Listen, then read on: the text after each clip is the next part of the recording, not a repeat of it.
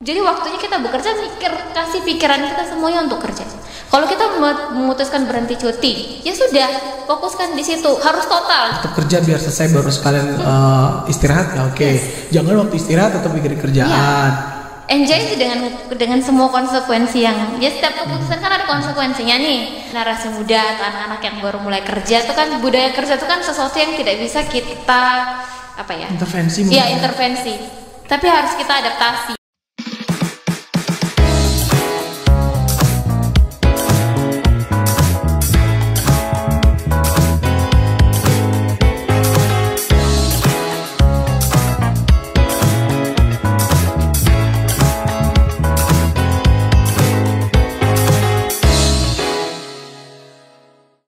Hai, selamat datang di podcastku RRI Kupang, Betapung Podcast. Nah, kali ini spesial sudah Isa hadirkan untuk teman-teman Kak Mernon Yerlinda. Gimana kabarnya Kak Mernon? Kabarnya baik, puji Tuhan Kak Isa. Aman ya? Aman. Nah, kita bakalan ngobrol soal burnout nih Kak Mernon. Okay. Fenomena yang kayaknya banyak dialamin sama para pekerja. Gak cuma pekerja yang berumur, kayak pekerja-pekerja muda yang tuntutannya justru lebih banyak, kayak lebih dekat gitu sama burnout ini. Tapi kalau Kak Mernon sendiri lagi di fase di mana nih? Saat ini sepertinya menuju ke arah burnout, tapi sedang diupayakan untuk jangan benar-benar sampai ke sana. Oh, oke. Ya, jadi ya memang lelah-lelahnya bekerja, tetapi jangan sampai di tahap burnout lah. Belum libur ya? Mahasiswanya sudah libur. Tetapi para dosennya sekali lagi masih tinggal dan di depan laptop dan melakukan berbagai pekerjaan di akhir semester ini. Oke. Jadi sedikit informasi nih ya, Kak Mernon ini seorang dosen psikologi di Undana ya. Yes. Oke, jadi seorang dosen tentunya tuntutannya juga banyak gitu ya. Dan sebagai orang muda juga gitu, kita pasti kenal tuntutan-tuntutan pekerjaan di kantor, di tempat kerja itu kayak banyak banget ya, dan gak bisa dihindari, namanya kita bekerja gitu ya. Kak Mernon, kalau mungkin soal burnout nih yang dekat sama teman-teman muda sama kita-kita nih, kalau Kak Mernon sendiri ngelihat atau bisa ngasih sedikit gitu soal burnout, kayak gimana sih gitu? Oke, Kak, jadi burnout itu dalam bahasa Indonesia kita sebutnya itu adalah lelah kerja. Tapi dia lelahnya tuh lebih kompleks aja gitu. Jadi kayak lelah secara fisik, lelah secara mental, dan lelah secara emosional gitu. Nah, kondisi ini yang kemudian berpengaruh ke pekerjaan kita, jadinya produktivitas kerja kita tuh jadinya menurun, kemudian mengganggu motivasi kerja kita juga menurun, dan akhirnya itu berdampak ke kinerja kita setiap hari yang kita ekspektasinya bisa dapat di sini, tapi karena kondisi lelah kerja itu akhirnya kita dapatnya di bawah, tidak sesuai dengan ekspektasi atau standar yang ditetapkan kayak gitu. Dan itu kondisi yang sangat-sangat mengganggu karena pekerjaan tuh banyak yang berantakan, tidak tertata rapi, tidak terselesaikan dengan baik. Kayak banyak gitu, yang lagi ngamen itu ya. Kadang-kadang juga Isak ngerasain itu sih. Nah, itu dia, semuanya yang bekerja pasti begitu. Cukup gitu ya. Tidur tapi bangun tetap masih capek, masih tetap merasa belum puas gitu. Baik, tidur udah cukup durasinya. Iya, benar. Nah, kalau misalnya ngomongin soal fenomena burnout ini, Kak Mernon ngeliatnya gimana nih ke teman-teman pekerja? Banyakkah atau gimana nih? Kalau sekarang kita tuh banyak lihat fenomena burnout tuh banyak terjadinya di generasi Z ya. Generasi Z itu yang biasanya yang saat ini masuk di dalam dunia kerja, lahir di sekitar 1997 sampai 2012 gitu, yang sedang ada di dunia kerja saat ini banyak mengalami burnout. Kita lihatnya tuh mereka tuh suka istilahnya milih-milih tempat bekerja. Jadi kadang tidak tahan bekerja lama di satu tempat. Seringnya tuh bisa cepat resign, cepat mau pengen tempat kerja yang baru, atau karena kebiasaan pengen instan tuh loh Kak Isak. Ya kan, pengen pekerjaan tuh diselesai dengan cepat, tapi tidak mau terlibat di proses yang ya itu yang menantang, proses yang memang cukup ribet, cukup membikin kita berikan effort lebih banyak kayak gitu. Terus ada juga, memang ada beberapa Gen Z yang bisa mengalami burnout karena merasa pekerjaannya tidak membuat dia merasa bahagia, tertantang, tertantang gitu. Tidak, dia berharap mendapatkan pekerjaan yang dia bisa mengembangkan diri gitu loh Kak Isak. Tapi faktanya di tempat kerja ternyata dia tidak mendapatkan itu. Ya bisa juga. jadi tidak sesuai ekspektasi ya, itu juga bisa membuat dia menjadi burnout gitu Kak. Dan burnout ini kan tadi dekat banget sama lingkungan kerja ya Kak Mernonnya ya, dan tentunya untuk pekerja biar bisa happy kerja atau biar bisa nyaman bekerja perlu yang namanya work life balance istilahnya. Kayaknya kalau misalnya kita nggak burnout kalau misalnya kita burn out berarti ya kita nggak dapetin work life balance itu. Yes. Jadi gimana nih? Work life balance itu sangat subjektif. Kadang tidak ada tempat kerja yang menyediakan semua program yang kita inginkan. Nah, program yang menjawab work life balance-nya semua pegawai. Ya karena kan WLB-nya tiap orang itu kan beda-beda gitu. Jadi semuanya kembali ke kita sih, kembali ke individunya, kembali ke orangnya masing-masing, gimana dia menciptakan work life balance versinya dia sendiri. Dan itu adalah kondisi di mana kita tuh puas dengan kondisi kita di tempat kerja dan juga di luar tempat kerja atau aktivitas di luar itu gitu. Jadi kondisi di mana kita bisa kontrol pekerjaan kita dengan baik, selesai dengan baik, bekerja dengan baik. Di luar itu juga kita bisa happy, menikmati waktu bersama keluarga, quality time, me time, everything, melakukan hobi atau hal-hal yang menyenangkan. Jadi kalau ada work life balance kayaknya berarti udah nggak burn out dong, karena dia udah happy dan nyaman. Atau bisa juga orang tuh burn out? Sebenarnya kita tidak bisa terlepas sama burnout gitu ya? Maksudnya kita tidak bisa langsung mengatakan bahwa kayak orang yang udah punya WLB yang baik belum tentu dia bisa burnout juga sih. Belum juga, karena biasanya sampai di titik burnout itu baru kita menyadari bahwa ternyata aku melupakan sesuatu ya. Sepertinya saya membutuhkan work life balance gitu. Perlu ada lingkungan yang mendukung saya untuk lebih produktif aja, lebih sehat aja, lebih menunjang kondisi mental yang lebih sehat di tempat kerja atau di luar tempat kerja. Emang karena tadi Kak Meron sempat mention di awal gitu, kalau misalnya kita ada di fase burnout kan emang lagi benar-benar lelah di emosional, fisik sama mental ya. Ada skalanya nggak sih Kak? Atau kadang-kadang kan emang capek juga kita capek gitu ya. Bisa ada. Jadi gitu. Di burnout itu ada skala yang kita kasih di 3 skala itu, rendah, sedang, dan tinggi. Kalau kondisi burnout yang rendah itu masih di dalam kondisi kita stres kerja karena pekerjaan kita banyak, kita belum bisa manage aja waktu ya. Waktu, terus pekerjaannya belum bisa tetapkan prioritas, tapi kita masih bisa mengerjakan itu. Masih simpelnya tuh kita masih pulang kantor di mana jam pulang kantor itu gitu. Tapi kalau misalnya masuk di sedang, ternyata saya butuh waktu pekerjaan lebih banyak nih, lembur akhirnya. Katakanlah kalau sedang tuh misalnya pulang yang biasanya jam 4 sore, kalau kita udah mulai burnout di skala sedang, pulang bisa jam 6, jam 7. Tapi kalau udah sampai di tinggi itu bisa lembur, bahkan pulang sampai di rumah itu masih melanjutkan lagi pekerjaannya. Kayaknya saya terakhir tuh deh. Oh my god. Jadi kayak kita ngerasa kerjaan tuh nggak selesai.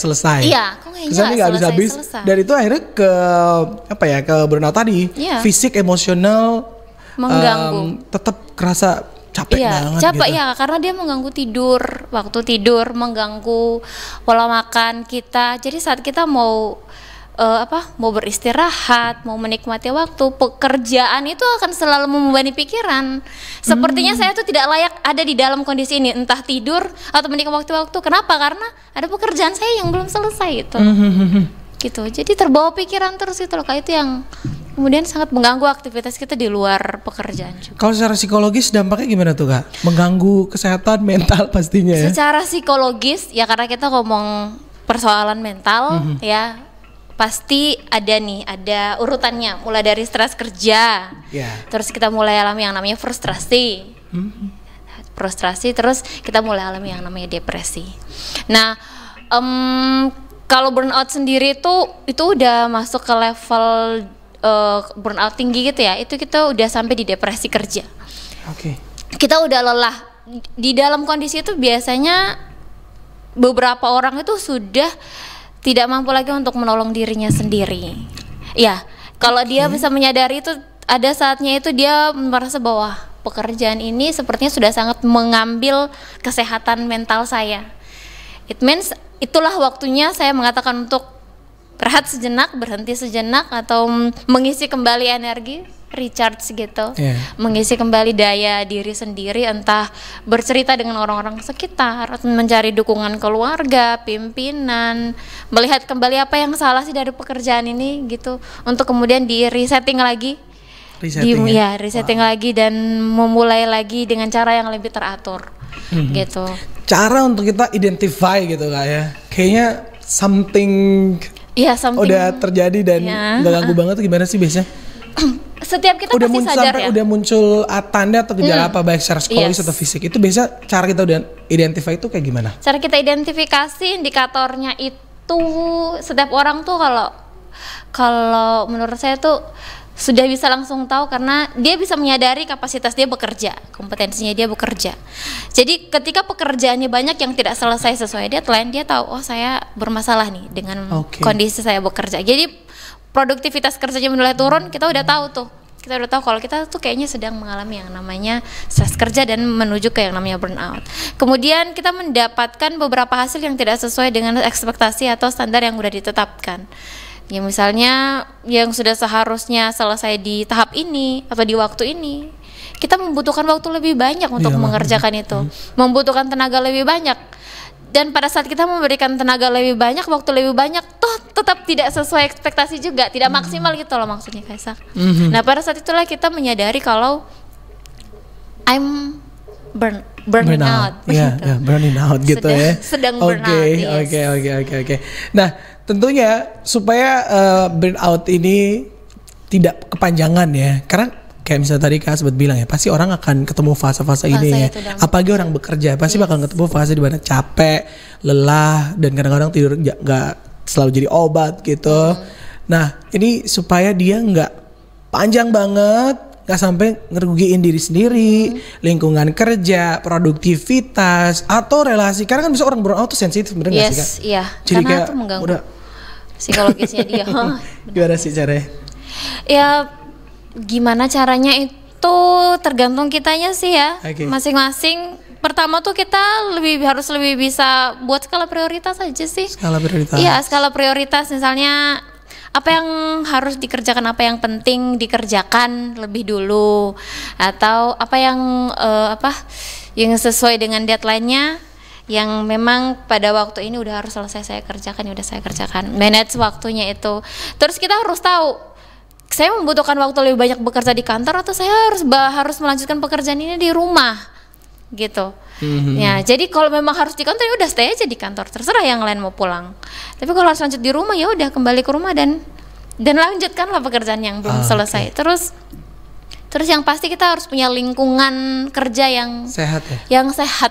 Yang sehat di mana kita tuh bisa berbagi. Kita bisa minta tolong ke orang lain dan orang lain itu mau menolong kita. Kalau misalnya pekerjaan ini kayaknya susah untuk kita kerja sendiri, susah untuk selesai di waktu ini. Kita membutuhkan lebih dari yang mengerjakan ini satu orang. Bisa tidak? Boleh yang lain membantu. Bisa, sangat boleh. Kita ngobrol misal ke atasan kayak mau dikurangin gitu. Atau membutuhkan lebih banyak orang untuk mengerjakan ini, sangat bisa. Komunikasi itu sangat penting membantu kita untuk kita jangan sampai masuk di tahap burnout yang sangat mengganggu produktivitas kita kerja. Gitu Kaisak. Kalau perfeksionis gimana tuh Kak? Soalnya kadang-kadang justru yang bikin beban kerja banyak, kita yang makin mumet tuh karena kita tuh selalu ingin mencapai yang paling maksimal kan gitu, ya. Gimana? Kalau saya secara pribadi tidak menyarankan ya untuk anak-anak muda ya yang rentan mengalami burnout, tidak menyarankan untuk menjadi perfeksionis gitu, karena adalah wajar untuk iya sih, kalau menurut saya adalah wajar kalau kita memang tidak selalu mencapai yang terbaik atau kita membuat kesalahan. Di saat itulah kita jadi tahu ternyata ada yang harus saya perbaiki. Di saat itulah kita tahu kalau saya membutuhkan orang lain untuk melakukan pekerjaan ini dan tidak dapat mengerjakan sendiri. Gitu. Kadang-kadang kan perfeksionis juga tuh bikin kita nggak percaya orang lain loh. Nggak percaya orang lain ya, tuh kan? Itu dia masalahnya. Itu dia masalahnya Kak Ishak. Nah, kalau kita perfeksionis, kita tuh justru itu nambah slot depresi. Gitu. Depresi. Iya, karena Karena gini, tidak perfect aja kita bisa depresi, kita bisa burn out. Apalagi kita menuntut untuk menjadi perfeksionis, betul kan? Gitu. Jadi ketika kita sadar kalau ternyata wah, saya kayaknya tidak hasil ini tidak sesuai dengan yang saya inginkan, tidak sesuai dengan yang saya inginkan, maka itu akan membebani pikiran kita. Bayangkan yang udah selesai dan tidak selesai saja itu membebani pikiran, yang udah selesai dan menurut kita agak kurang bagus saja itu membebani pikiran lagi, nambah slot depresi, nambah slot burnout gitu. Kayak paham gitu ya bahwa adalah wajar kalau kadang-kadang kita tidak selalu di fase optimal gitu. Ya, tidak di fase. Berusaha untuk menjadi optimal itu adalah target wajar. Yang baik. Target yang baik, bahkan semua pekerja tuh harus melakukan itu. Harus ya. Gitu. Tetapi kalau kita kemudian menyalahkan diri kita karena hasilnya ternyata tidak sesuai ekspektasi secara berkepanjangan, nah itu yang bisa jadi keliru. Karena perfeksionis juga kan kadang-kadang bikin waktu kerja makin panjang. Gitu ya. Waktu kerja makin gak sesuai sama yang seharusnya. Akhirnya sebenarnya kalau misalnya kamu kerja aja di kantor selesai, cuman karena kamu terlalu pikiran hanya karena satu titik di dalam satu poster misalnya, akhirnya sampai ke rumah bolak lagi, rompak lagi, kan jadi makin panjang tuh. Makanya. Gimana sih biar kita manage waktunya tuh baik gitu? Nah, manajemen waktu. Terus untuk manajemen waktu ini kayaknya beta lebih memilih untuk membagi versi beta. Oke, silakan. Nah, kalau untuk manajemen waktu, pertama kita berdamai dengan keadaan di mana kita harus kayak mengambil waktu lebih dibanding dengan yang biasanya. Berdamai dulu, artinya kita oke dengan lembur tanpa ada insentif lemburnya misalnya, gitu. Kalau butuh lembur maksudnya. Jadi kita identifikasi pekerjaan ini membuat saya harus pulang lewat dari jam 4 sore, katakanlah pulang itu jam 4 sore gitu. Ya sudah, oke lah dengan keadaan itu. Terus ada waktu di mana kita harus berhenti, break untuk mengerjakan yang lain, seperti kita perlu makan, kita perlu istirahat sebentar 15 menit dan lainnya. Sudah, setelah itu kita lanjutin lagi. Oke, maksudnya berdamailah dengan keadaan yang mengharuskan kita duduk dan bekerja menyelesaikan sesuatu. Karena memang pekerjaan kita harus diselesaikan. Karena kalau tidak diselesaikan akan membuat another burnout datang lagi gitu kan. Gitu. Jadi memaksimalkan waktu di tempat kerja sebisa mungkin, artinya jangan ada aktivitas lain di selain itu, seperti kita yang misalnya mau nonton yang lain, nyambi nonton yang lain, sambil main handphone, sosial media dan lain-lain. Nah, jadi kalau misalnya pekerjaan kita memang kita sadar sedang banyak-banyaknya, manfaatkanlah waktu secara maksimal. Terus kalau kita butuh waktu lebih dari itu, ya fine sih dengan gitu, waktu itu. Gitu ya? Iya, take your time gitu. Tapi waktu untuk untuk beristirahat ya jangan diabaikan juga, supaya kita tetap sehat, karena bagaimanapun juga pekerjaan membutuhkan kita yang sehat untuk menyelesaikan dia. Tapi gitu. Gini loh, sometimes tuh tadi Kamera bilang take your time gitu. Kayak kita udah coba gitu ambil waktu untuk istirahat, bahkan mungkin minta libur. Tapi gue pas masuk lagi masih tetap ngerasa nggak baik-baik aja loh. Itu gitu. dia Kak Isak, makanya harus dipikirkan matang-matang sebelum kita mengambil keputusan tertentu. Oke. Gitu, makanya tadi beta bilang berdamailah dengan itu gitu. Jadi kalau misalnya kita memilih waktu lembur atau kita memilih untuk berhenti, ambil konsekuensi. Setelah kita balik nih ke tempat kerja, ternyata pekerjaan belum selesai, pusing lagi. Ya udah pikir itu dari awal. Ya kayak kita masih libur pun tetap pikir kayaknya belum habis. Gitu. Jadi nggak selesai tuh. Jadi total kalau mau ambil waktu buat libur, ya udah fokus libur aja, jangan pikir kerjaan.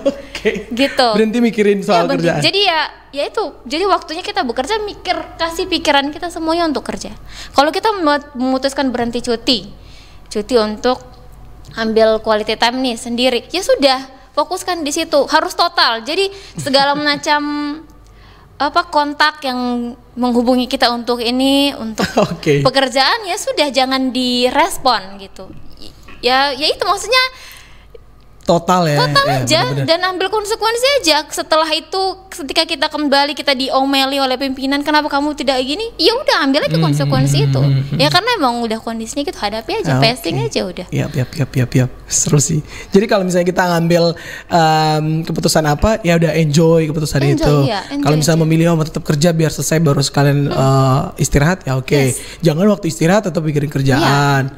enjoy aja dengan semua konsekuensi yang ya setiap keputusan kan ada konsekuensinya nih. Kalau kita memutuskan untuk bekerja ya ambil konsekuensinya. Kalau kita memutuskan untuk berlibur ya udah. Healing ya. Healing ya udah healing aja. Oke. Jadi tidak ada yang salah dengan healing. Tapi asalkan jangan sambari terus membebani pikiran kita sama kerjaan. Enjoy waktu kita ya. Biar ketika masuk karena itu tuh banyak ketemu gitu sama mungkin sometimes pengalaman pribadi kita udah libur loh. Udah libur loh tapi kok besoknya mau ke tempat kerja masih dengan demotivasi gitu loh. Iya. Masih belum semangat, masih capek banget sih gitu. Padahal ya emang timingnya maksudnya udah tersetting demikian gitu ya kayak sakit. Ada waktu kerja, ada waktu untuk berhenti kerja, ada waktu buat beristirahat. Karena kadang-kadang kalau burn out ya, Isa pernah ada di fase itu sih kayak pengen banget gitu ya udah harisan aja gitu kaki banyak yang mumetnya gitu. Wajar nggak sih kalau kita punya pikiran-pikiran kayak gitu? Wajar ya. Mumet terpikirkan justru itulah yang mewarnai dunia kerja kita. Ada stres-stresnya, ada pusing-pusingnya, ada mumet-mumetnya. Tetapi prosesnya itu kan yang membuat kondisi-kondisi itu jadi keren aja, jadi seru aja gitu. Belum lagi tekanan teman kerja, banyak kadang-kadang teman kerja toksik atau mungkin pimpinannya nggak komunikatif gitu ya kan, itu kan juga memicu banget dong ya.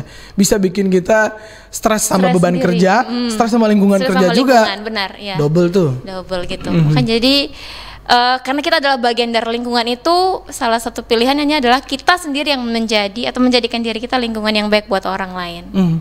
Kalau ke budaya kerja, ini harus ada budaya kerja seperti apa sih yang kita bangun supaya meminimalisir tumpukan burn out gitu. Budaya kerja itu sesuatu yang udah lahir dari organisasinya sih. Iya sih. Kayak yang kan dia udah turun-temurun nih. Betul. Udah terpola gitu kan. Udah terpola. Kalau kayak ke kita ya generasi muda atau anak-anak yang baru mulai kerja tuh kan budaya kerja itu kan sesuatu yang tidak bisa kita intervensi mungkin. Iya, intervensi. Tapi harus kita adaptasi, ya udah mau nggak mau adaptasi aja dengan itu dan menciptakan kenyamanan versi kita sendiri. Back to yourself gitu.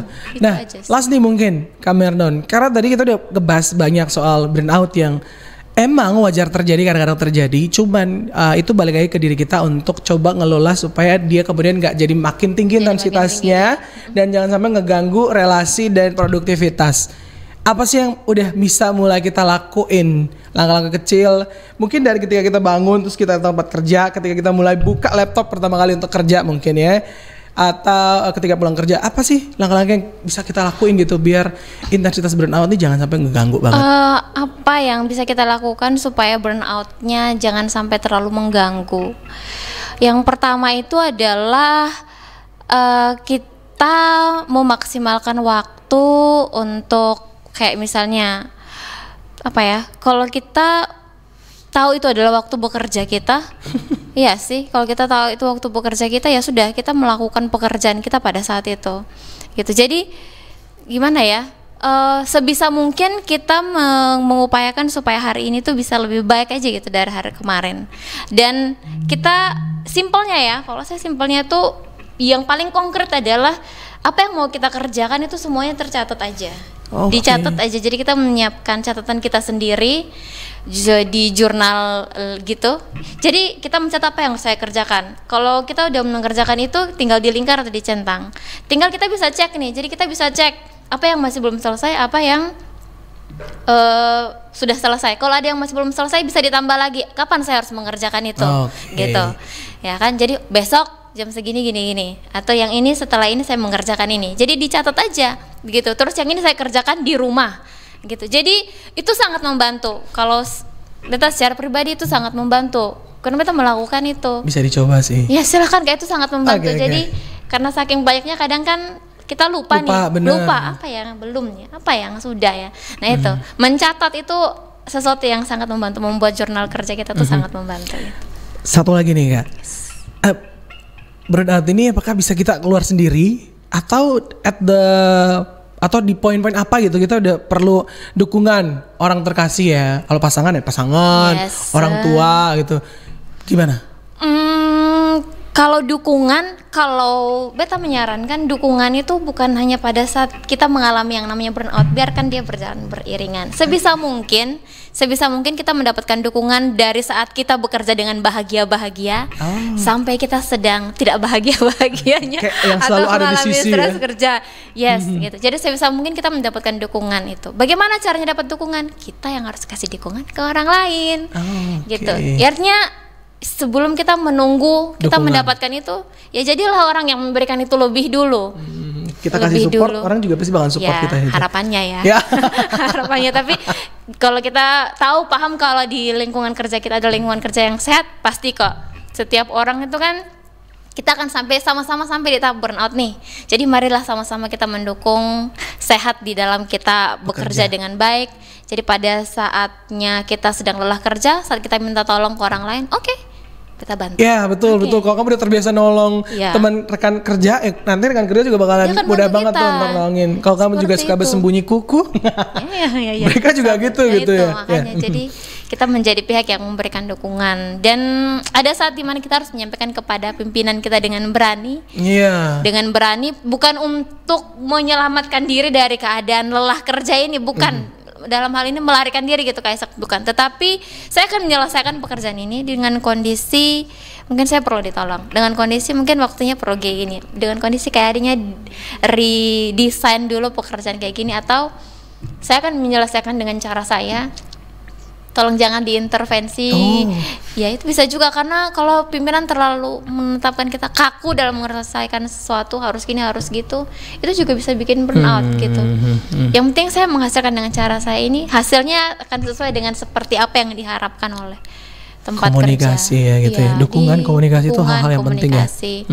Kemudian yang harus jujur, tadi Kak Meron juga bilang ya, damai sama keadaan-keadaan juga, jangan. Kita kadang-kadang banyak denial juga gitu sama kondisi-kondisi kita.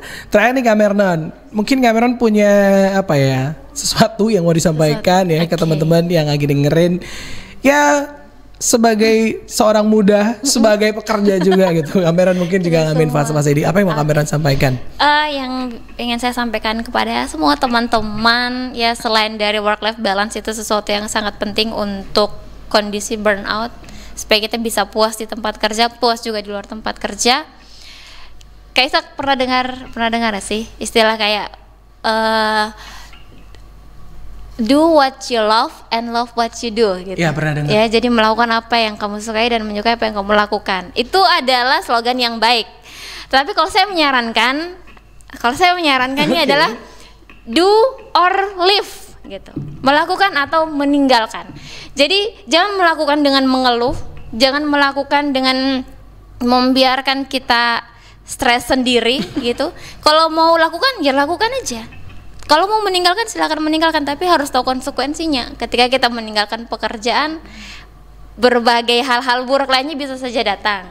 Kalau kita bertahan ya udah bertahan dan ciptakanlah cara kita berkomitmen dengan pekerjaan itu dan menyelesaikan pekerjaan itu sampai membuat dia menjadi tempat di mana kita berbahagia juga untuk bertumbuh dan berkembang.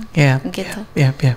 Oke lah kalau gitu, thank you banget loh Kak Meron untuk sharingnya. Terima kasih kembali. Jadi gimana kita bisa beradaptasi dan menemukan caranya sendiri gitu untuk mengatasi burnout. Kalau ada di burnout sebenarnya itu kita punya